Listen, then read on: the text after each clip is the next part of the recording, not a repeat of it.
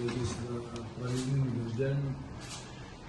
В результате произошла стихийное бедствие, пострадало 3 села и 1 поселок, и частично город Град. На сегодняшний день затоплено около 1100 домовладений. На данный момент участковые Солони глав проверяют эти все дома, и в каком состоянии оценить еще невозможно эти последствия, какая сумма там.